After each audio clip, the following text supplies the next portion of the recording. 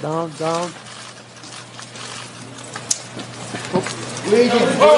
And it's completely out of touch. And the insult to the intelligence of the American people and the lived experience.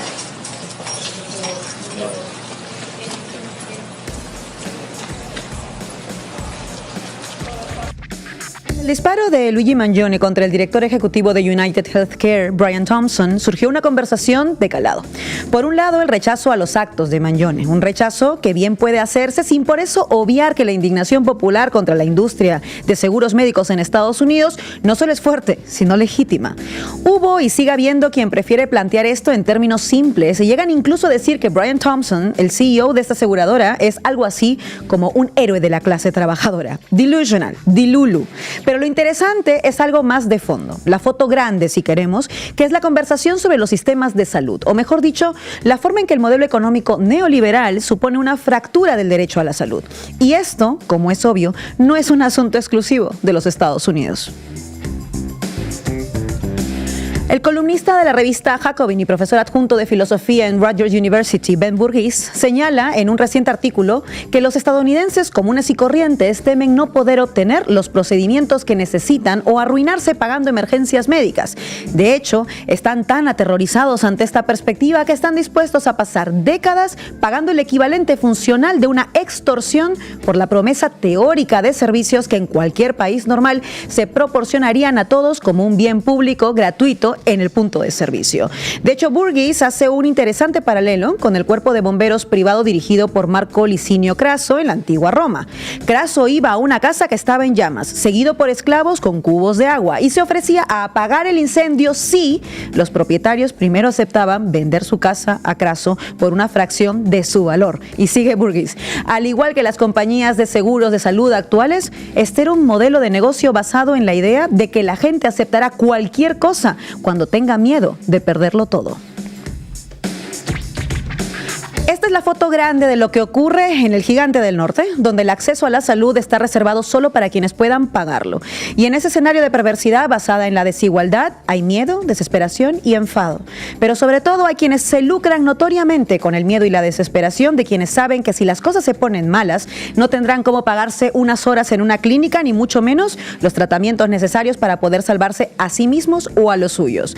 Las aseguradoras privadas hacen negocio entonces no solo con la salud en términos estrictos, sino con el efecto emocional de la desesperación que ese sistema genera. Y pueden, si les da la gana, aumentar los precios, la prima, reducir los servicios que incluye tu contrato o más detalles, ya que saben que tu miedo ante la posibilidad de perder a un ser querido hará que te las ingenies como sea para pagar. El neoliberalismo a todo vapor. No solo acaba con tus derechos al volverlos negocio y lucrarse con ellos, sino que puede aumentar su ganancia a partir del temor que nos genera que hayan acabado con las respuestas vitales, la seguridad vital que necesitamos en nuestro día a día. Ante esta perspectiva, es normal que haya quien considere, y yo lo hago particularmente, a United Healthcare una entidad delincuente. Pero el problema no es solo United Healthcare, ni tampoco está solo en los Estados Unidos. En mi tierra, por ejemplo, el Perú, el proyecto neoliberal impuesto por la dictadura fujimorista se siente en el acceso a los derechos como la salud o la educación. El negocio está servido y el Estado es tan débil, lo debilitaron tanto que cuenta con muy poco músculo y así el escenario queda servido para los capitales privados. Esto ocasiona que muchos nos tengamos que endeudar para garantizar nuestro acceso a la salud. Eso hizo que Perú fuera el país con la mayor tasa de mortalidad por COVID-19 en todo el mundo. Miles de peruanos y peruanas no murieron por la COVID-19, sino por la falta de un sistema de salud público de calidad. Familias enteras se endeudaron para pagar una noche en una cama UCI que curiosamente aumentó sus precios en lo peor de la pandemia. Muchos siguen pagando esa deuda hoy, pese a que sus familiares murieron hace ya 4 años. La Comisión de Defensa de la Libre Competencia del Indecopi señaló que hubo clínicas privadas que cobraron 123,6% más en promedio por el mismo fármaco en comparación con farmacias y boticas de la calle. Aunque las cadenas de farmacias privadas en Perú aumentaron también el precio de los elementos paliativos como el ibuprofeno o el paracetamol en pleno drama sanitario. Nos dirán, eso sí, que era culpa del mercado, pero en realidad tiene otro nombre: inhumanidad. Bueno, también tiene otro: neoliberalismo.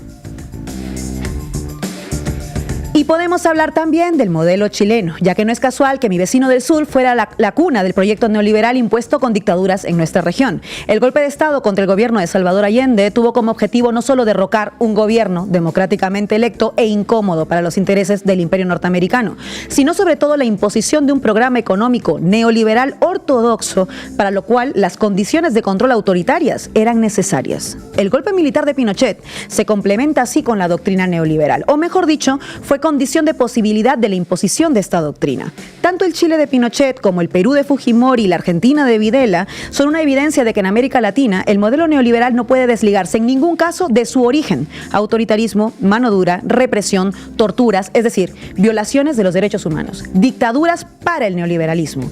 Y el escenario que nos dejaron sigue lamentablemente vigente y en algunos casos recrudecido e incluso recrudeciéndose con los nuevos portavoces de estos modelos en una versión bestializada. La Argentina de Milei hoy es una muestra de ello. Pero no nos llevemos engaños. Puede parecer que el neoliberalismo es un modelo económico y me temo que ahí está uno de los principales errores. Primero, porque hablamos de un proyecto político que excede las coordenadas económicas. De hecho, hablamos de un tipo de orden político que construye subjetividades específicas, como los mantras neoliberales que defienden que existe algo así como la meritocracia, que en realidad el pobre es pobre porque quiere, o la clásica, sálvese quien pueda. El neoliberalismo es un proyecto político que construye sujetos útiles a este proyecto que lo perpetúan, asumiendo esas subjetividades construidas en esta suerte de operación impuesta desde el Estado. Y en segundo lugar, entender que el neoliberalismo es mucho más concreto nos ayudará también a plantear alternativas concretas que le hagan frente a este sistema, a esta fase contemporánea del capitalismo. Y por eso hoy, en La Base Comanche, hacemos un hilo conductor de algo que está muy unido desde siempre: neoliberalismo y salud. ¿Cuánto quiebra el sistema neoliberal tu derecho a la salud? Es decir, tu derecho a sobrevivir. Luca Mangione ha despertado preguntas sobre un modelo que va mucho más allá de las fronteras estadounidenses. Y en esas preguntas empezamos a reconocernos a ambos lados del charco. Nos reconocemos al comparar esa falacia de la regulación propia del mercado, cuando lo que tenemos es desigualdad en el acceso a un derecho, haciendo concreta la necropolítica que nos gobierna. Y esto lo sentimos tanto en los países del sur de América que he mencionado, como a este lado del charco con los proyectos defendidos e impuestos por las derechas, como la del Partido Popular en España, que desmantela la salud pública para potenciar la privada y, por tanto, construir estas asimetrías en el acceso a un derecho. Insisto, necropolítica. Supongo, por tanto, que la pregunta más concreta hoy podría ser: ¿qué tan lejos nos queda el antimodelo de sanidad de los Estados Unidos? Bienvenidos y bienvenidas a La Base Comanche. La Base Comanche.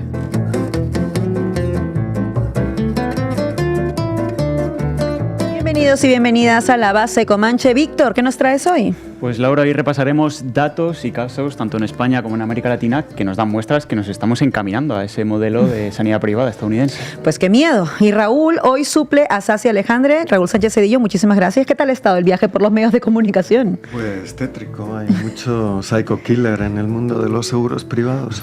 Muy atentas entonces a lo que nos cuente Raúl Sánchez Cedillo. Hoy además contaremos en la mesa de análisis Comanche con Verónica Gago, investigadora y feminista argentina y autora de La Razón Neoliberal. Arrancamos.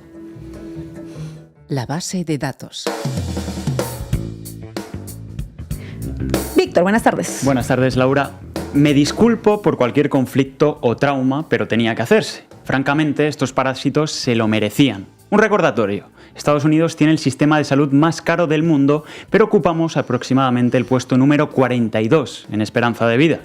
Estas palabras son parte del escrito encontrado entre las pertenencias de Luigi Mangione cuando fue detenido, acusado de asesinar en plena calle a Brian Thompson, el CEO de United Healthcare, la mayor aseguradora privada de salud del mundo. Este crimen ha abierto un debate sobre el sistema privado de salud estadounidense y ha hecho aflorar décadas de frustraciones contra las aseguradoras privadas. La empresa del CEO asesinado es la cuarta empresa más grande que cotiza en bolsa en Estados Unidos y reportó ingresos de 372.000 millones de dólares en el último año. Sus ejecutivos cobran un salario que ronda los 23 millones de dólares anuales. Y mientras esto ocurre, la compañía rechaza 1 de cada 3 reclamos médicos, alrededor del 33%, duplicando el promedio de la industria, que es del 16%. El caso de Luigi Mangione ha suscitado en redes sociales una crítica generalizada al sistema de salud privado que trasciende las divisiones políticas tradicionales. En un país donde el 67,2% de la población depende de seguros médicos privados, se está visibilizando un cambio de percepción pública del modelo modelo neoliberal en el sector de la salud tras el asesinato del CEO de United Healthcare, poniendo encima de la mesa el cuestionamiento de su viabilidad.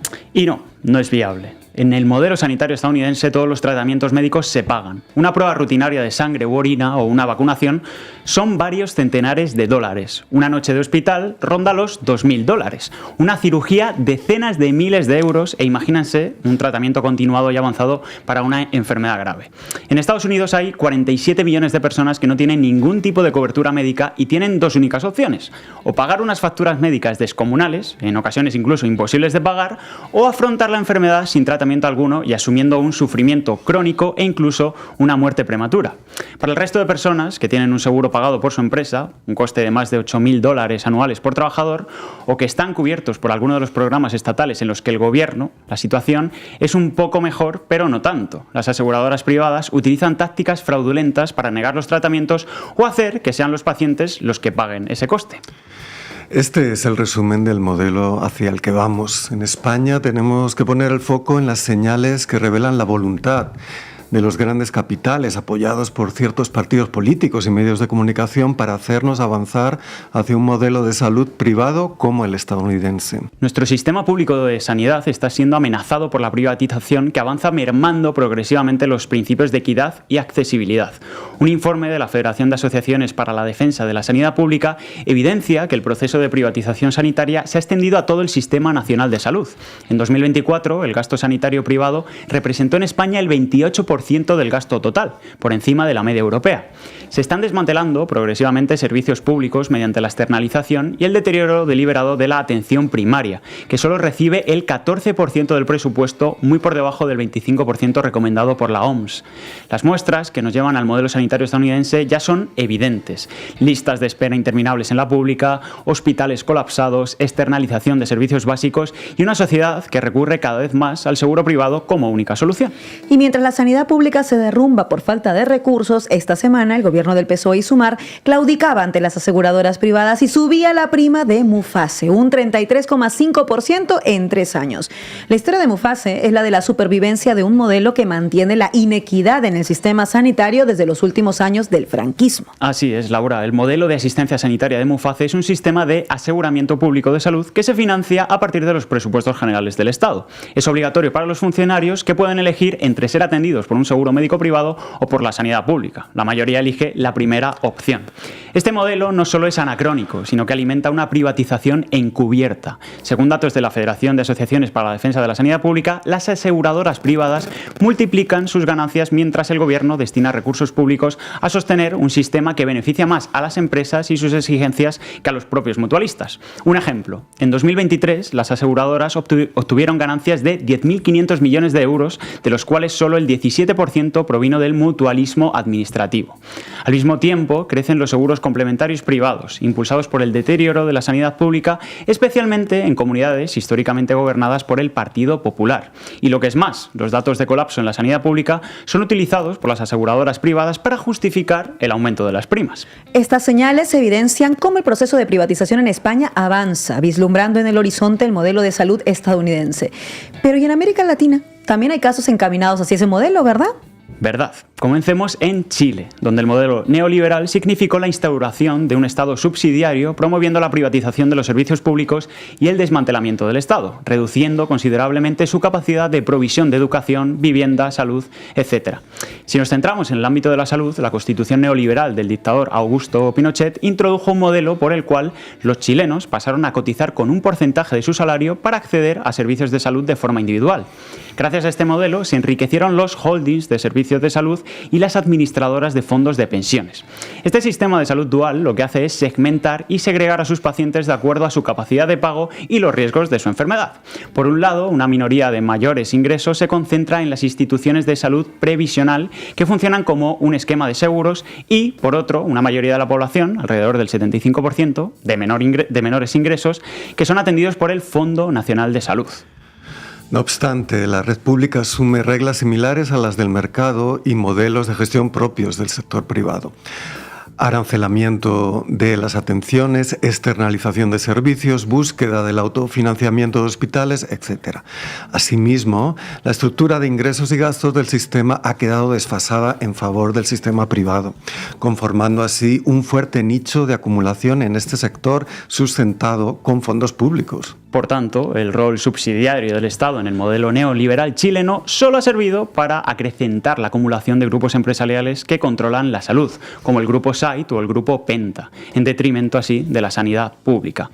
Según datos del Programa de las Naciones Unidas para el Desarrollo, recogidos en la revista Panorama Social, que estamos viendo ahora mismo en pantalla, la reforma chilena de Pinochet creó un sistema de salud dual e inequitativo. FONASA y los servicios públicos para la población económicamente más desfavorecida, y SAPRES y los servicios privados para los más acomodados. Y SAPRES absorbe gran parte del gasto sanitario total, aumentando los ingresos de los proveedores del sector privado y disminuyendo la eficiencia del sistema sanitario. En noviembre de 2022, la Corte Suprema de Chile emitió un fallo en el que obligaba a las aseguradoras privadas a restituir los cobros excesivos valorados en $1.400 millones que les hicieron a sus usuarios desde 2019.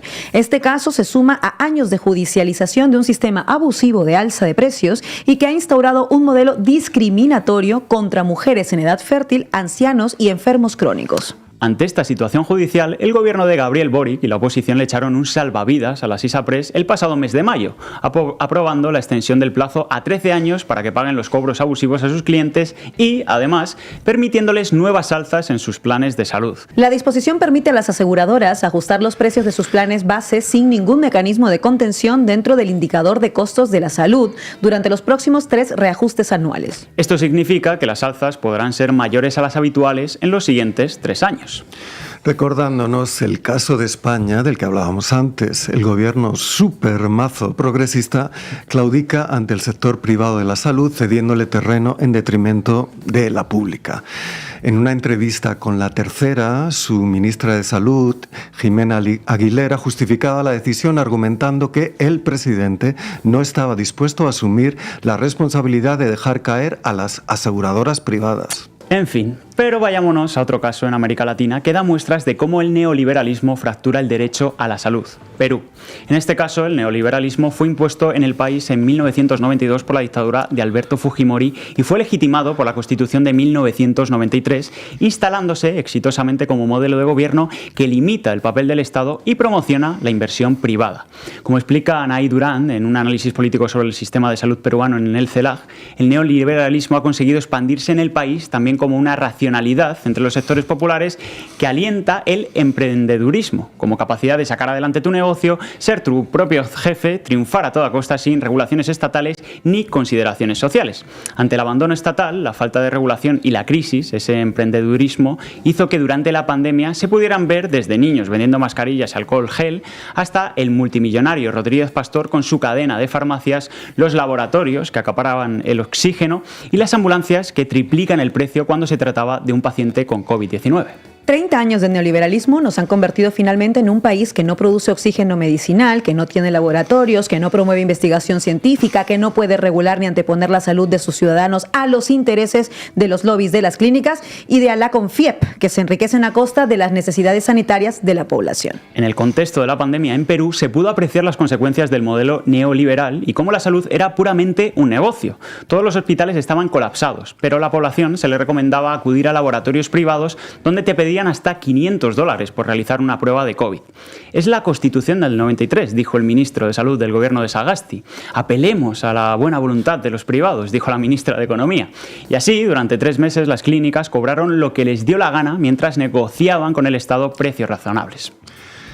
Y no es todo. En junio de 2020 el gobierno anunció un acuerdo por el cual las clínicas deberían cobrar una tarifa plana que podría ser cubierta por el Estado, o lo que es lo mismo.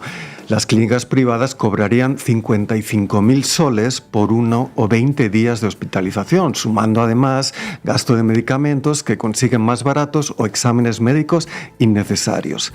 El sector privado nunca pierde, los pacientes sí. En los últimos 20 años, la inversión en salud en Perú había sido de las más bajas de la región, con secuelas graves en términos de infraestructura hospitalaria, investigación médica y producción farmacéutica. Las secuelas del modelo neoliberal de Fujimori se visibilizan profundizan en la crisis del sistema de salud que está afectando a casi la mitad de las familias del país en la actualidad.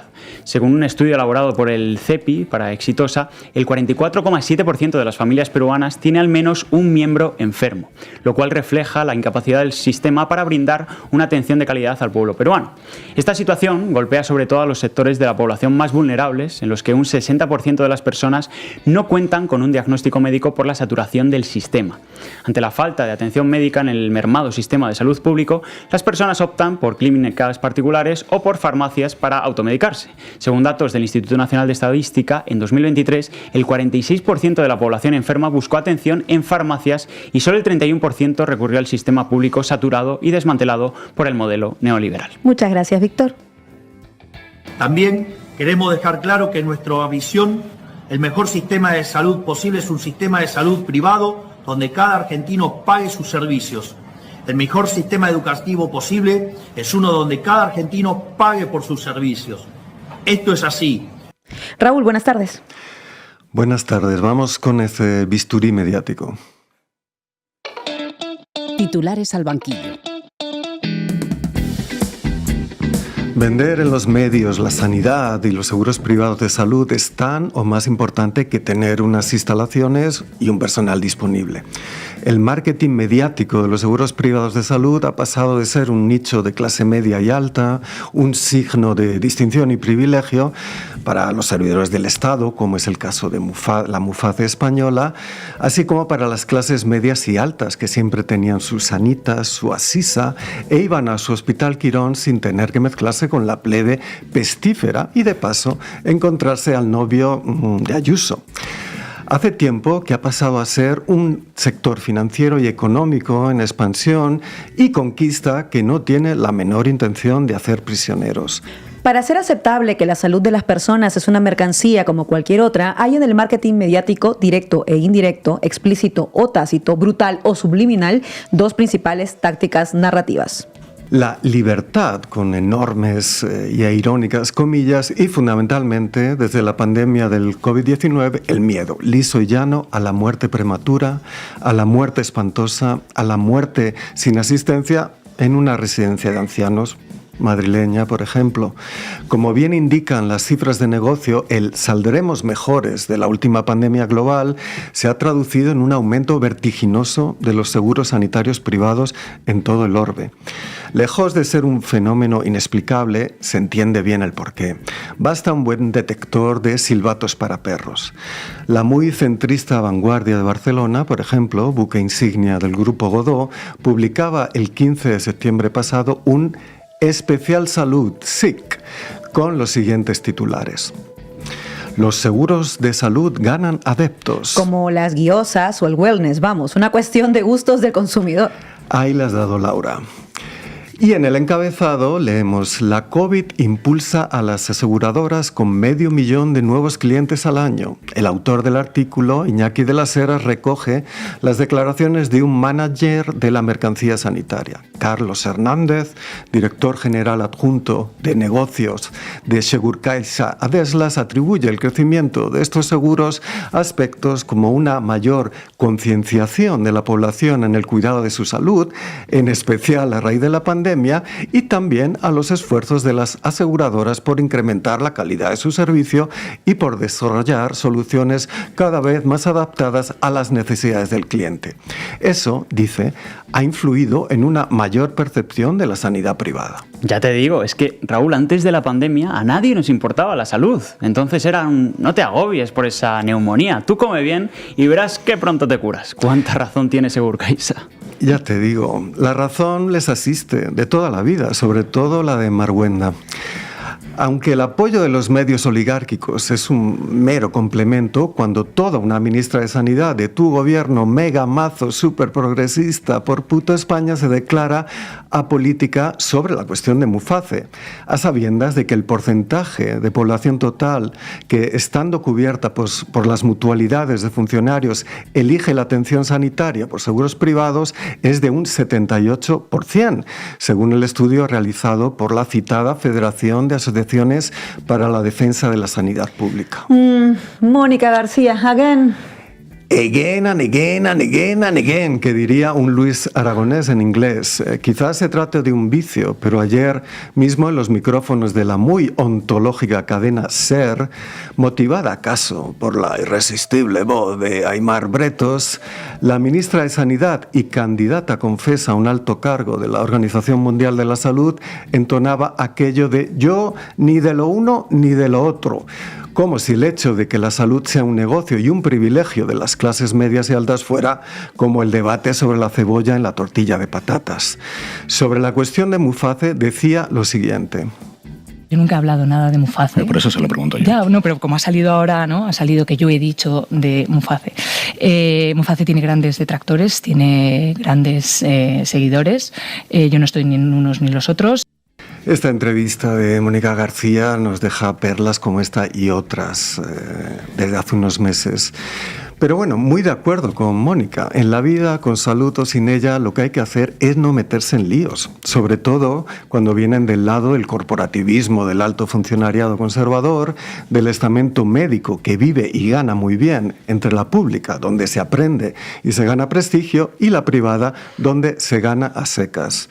Pero vayamos al Valhalla de Ayuso y sus minions. El Chile, que estamos estudiando hoy, y que gracias a esa dictadura asesina y al inestimable apoyo de Washington, de aquel Washington de Nixon y Henry Kissinger, instauró el paraíso de la libertad en la tierra mediante la privatización de escuelas, pensiones y sanidad.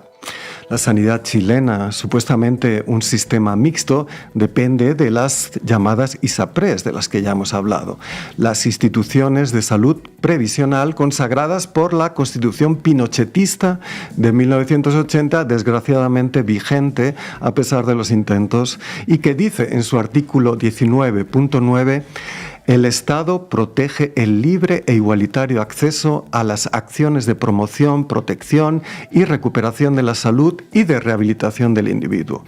Le corresponderá asimismo la coordinación y control de las acciones relacionadas con la salud. Es deber preferente del Estado garantizar la ejecución de las acciones de salud, sea que se presten a través de instituciones públicas o privadas, en la forma y condiciones que determine la ley, la que podrá establecer cotizaciones obligatorias. Cada persona tendrá el derecho a elegir el sistema de salud al que desee acogerse, sea este estatal o privado. Desde entonces, este business tan estadounidense y al que cada vez más tiende la sanidad del Reino de España no ha parado de acrecentar su poder. Sin embargo, también en Chile las aseguradoras privadas se quejan. ¿Será de vicio y de beneficio, no? No, Laura, no. El odio y el comunismo, que son lo mismo, nublan tu mente. Esta gente vive para la libertad, pero la libertad tiene siempre un precio que ningún seguro privado se puede permitir si quiere seguir siendo el vehículo de acumulación de rentas estratosféricas para una oligarquía cada vez más concentrada. El precio en Chile fue tener que dar el prometido servicio sanitario a millones de personas a causa del COVID. Vaya mala pata. Las condiciones políticas del momento hacían difícil un aumento súbito de las pólizas y un cobro inmediato de las deudas. Esta es la nueva normalidad en Chile. Clínicas y aseguradoras sanitarias ahora quieren dar pena y exigen que el margen de beneficio esperado se mantenga. Veamos un ejemplo con este debate de hace un año en la CNN chilena, en el que Gonzalo Greve, entonces presidente de la patronal Clínicas de Chile, alertaba de que si el sistema colapsa, 3,3 millones de personas van a pasar al sistema público. No hay un plan B y no hay otra alternativa. La libertad, traducimos el negocio, está en peligro, y si está en peligro le toca pagar al Estado. En este corte, Greve detalla el problema. Obviamente hay una dilación de pago, pero la pregunta es, ¿cuáles son las razones? ¿Por qué la ISAPRE no está con ese flujo que antes era normal, que le permitía pagar a las clínicas, y hoy día esto se ve interrumpido? Ustedes, como presidente de la Sociedad de Clínicas, mandaron una carta al presidente de la República justamente solicitando medidas urgentes. ¿Cuáles son esas que responderían supuestamente a ese problema, creo yo? A ver, como les decía, el sistema asegurador privado, desde aquí hay una historia que es bastante más larga, que se remonta hace 10 años cuando empieza este tema de la judicialización, pero cuando parte la pandemia se produce un congelamiento de los precios. ¿Ya? 2 años por ley. El primer año de la pandemia, efectivamente, la siniestralidad. Exacto, el primer año de pandemia, la siniestralidad fue muy baja, porque efectivamente los prestadores estaban, la actividad está muy limitada por el disponer las camas para los pacientes COVID. Y el segundo año, a partir del segundo año, el tercer año, ya estamos en el tercer año de pandemia, el hecho de que los precios se hayan congelado y que recién el año 2022, a mediados del 2022, se permitiera esta adecuación de precios, el asegurador privado ha acumulado pérdidas por 270.000 millones de pesos, y esas pérdidas son las que hoy día, en la medida que no exista o en la medida que no se implemente de una cierta forma el último fallo de la Corte Suprema, haría que las pérdidas sean permanentes. Porque lo que ocurre es que hoy día el costo de operación de un ISAPRE entre los siniestros y las licencias médicas es mayor que los ingresos que se reciben por gusto de todas las personas que cotizan mensualmente. En fin, vamos terminando con esta necropolítica en salsa del lenguaje actuarial de las aseguradoras. Y no podía faltar en esta aproximación al tratamiento y al marketing de la sanidad privada la Argentina del laboratorio necropolítico de Javier Milei.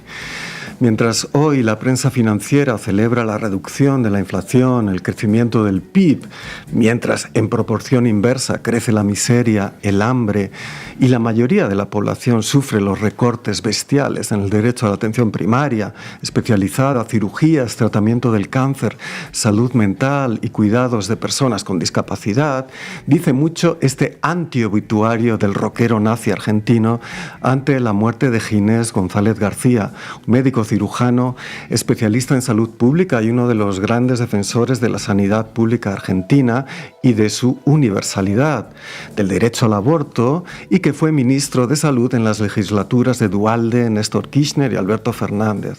González García murió el pasado octubre y Milei le dedicó estas palabras que dejan bien claro que ante la inflación de costes sanitarios que la pandemia puso de manifiesto, la respuesta del neoliberalismo de Milei, Ayuso, Bolsonaro o Trump es dejar morir a quienes no pueden pagar y criminalizar a quienes se oponen al negocio billonario de la salud. En el día de ayer dejó este mundo, digamos, ese ser siniestro que fue el impresentable y repugnante ministro de Salud que tuvimos, cómplice de la cuarentena cavernícola más grande de la historia y que además fue el responsable junto al expresidente Alberto Fernández de la muerte de 100.000 argentinos, porque si Argentina hubiera hecho las cosas como un país mediocre, hubiera habido 30.000 muertos, sin embargo nosotros pasamos los 130.000. Por lo tanto, digamos, a pesar de que murió y la gente les gusta manifestar, digamos, parece que los muertos se vuelven buenos, no, este era un hijo de remil puta y será recordado como un hijo de puta. Vaya sujeto infame. Muchas gracias, Raúl. Pues nada. Yo siempre digo que yo con la sanidad privada no tengo ninguna disputa, ¿vale? Es un negocio privado que allá ellos, ¿no? Quiero decir, harán su negocio, mercantilizarán con la salud, como ellos consideren, digo yo, ¿no? Lo que sí que yo tengo en disputa es la privatización de la sanidad. Hoy contamos en la mesa de análisis Comanche con Verónica Gago, investigadora argentina, feminista, autora de La Razón Neoliberal. Empezamos.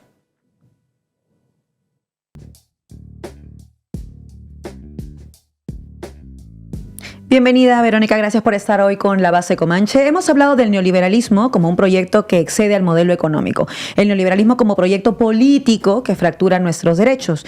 Tú vienes de Argentina, que hoy con Milei está mostrando una bestialización de este proyecto. ¿Cómo se define este proyecto neoliberal antiderechos en la Argentina de hoy y qué particularidades muestra? El neoliberalismo hoy en Argentina tiene como emblema la destrucción del Estado desde el Estado mismo. Para eso crea una institucionalidad específica que es el Ministerio de Desregulación y Transformación del Estado y el Ministerio de Capital Humano. Respecto al primer ministerio que señalo, hoy se puede ver una especie de analogía en la oficina de eficiencia, el Departamento de Eficiencia Gubernamental, por ejemplo, que va a liderar Elon Musk en Estados Unidos. Me parece que ahí vemos una característica que es de un neoliberalismo que en Argentina podemos encontrar como una especie de laboratorio, pero que tiene repercusiones globales, que es esta deriva de institucionalidad desde el Estado para destruir el Estado. Un segundo punto que me parece clave tiene que ver con un antifeminismo de Estado. Me parece que es otra característica que hay que remarcar. No solo se trata de opiniones personales de Milei o de su gabinete, sino de políticas específicas de destrucción de políticas que tienen que ver con la reparación histórica de la población LGBTQ+, y la destrucción o anulación de políticas para la prevención de las violencias de género. Y claramente hay una alineación con un proyecto de reorganización de los sectores estratégicos de acumulación de capital, que en el caso del gobierno de Milei están muy claramente señalizados. Son los sectores financieros, de plataforma, de la economía de plataforma y neoextractivistas. Son esos tres sectores los que están sosteniendo al gobierno de Milei, los que están poniendo los lineamientos económicos políticos de este modelo neoliberal, y para eso necesita tanto la destrucción de cierta institucionalidad pública estatal como la conformación de estas políticas y prácticas de odio que tiene en las mujeres, en la población LGBTQ+, en las trabajadores y los trabajadores de la economía popular, a sus enemigos principales. Es la manera de construir sujetos que permitan canalizar de modo horizontal el odio. A su vez hay que tener en cuenta que este neoliberalismo también se nutre, digamos, de una subjetividad que pone a la cuestión de la libertad en el centro del modo de gobierno. Esto es algo que ya sabemos que viene de hace muchos años, pero que en el caso de Argentina el gobierno de Milei ha sabido interpelar, interpretar, instrumentalizar muy bien, y también da cuenta de las maneras erróneas, fracasadas y frustradas que han tenido otros discursos y otras retóricas políticas a la hora de interpelar y de convocar a los sectores populares. Me parece que es un escenario súper complejo de reconfiguración autoritaria del neoliberalismo en un marco democrático. Me parece que la intersección de esas tres categorizaciones nos obliga a forzar un poco las categorías, a pensar más allá de la categoría rápida de identificar a los electorados como electorados fascistas, al menos en Argentina. Me parece que eso es un error de interpretación política, y también hay que redefinir de qué hablamos cuando hablamos de autoritarismo. En el caso de Argentina y otros países de América Latina, esta conjunción de la que hoy se habla entre autoritarismo y neoliberalismo no es novedosa, no es una desviación particular y solamente contemporánea al neoliberalismo. El origen del neoliberalismo en nuestros países es violento, es a través del terrorismo de Estado.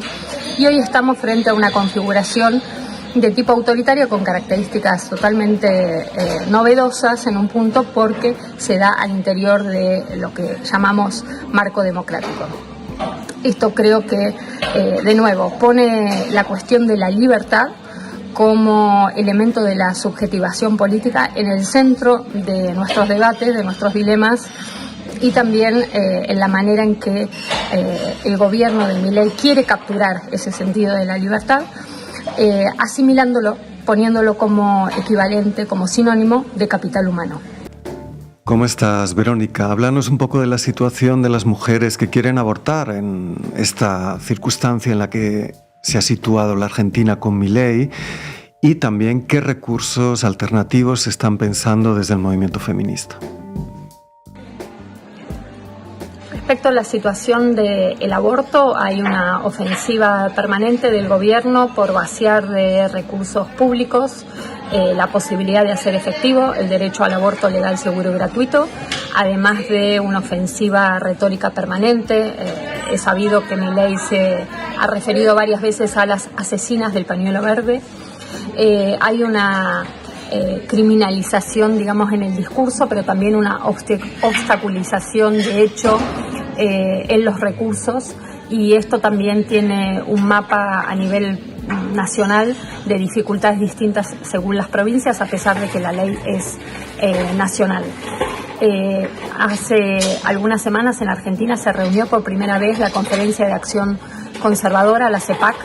Estuvo la nuera de Donald Trump hablando, estuvo el hijo de Bolsonaro, Santiago Abascal, y una de las principales retóricas, si escuchamos los distintos discursos, por supuesto, es contra el derecho al aborto y a los derechos sexuales y reproductivos, discursos homófobos, transfóbicos, como una continuidad en todos esos discursos y maneras de pensar Argentina como laboratorio de la contraofensiva neoliberal, conservadora, autoritaria, destructiva, diría.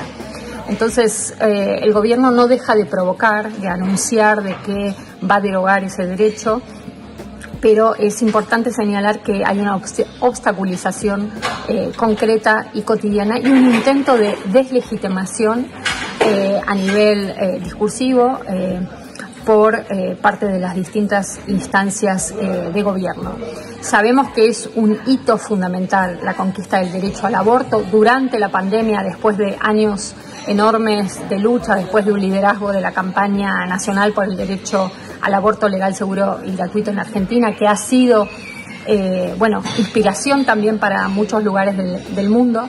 Entonces, el ataque directo a lo que ha significado una victoria muy contundente, de mucha repercusión transnacional del movimiento, es también una manera de atacar, de deslegitimar, de intentar justamente desconocer algo que ha cambiado la vida de millones de personas, de que ha sido parte de una subjetivación política como lucha de una generación joven y que ha permitido conectar además una lucha transgeneracional muy importante y con mucha repercusión. Víctor.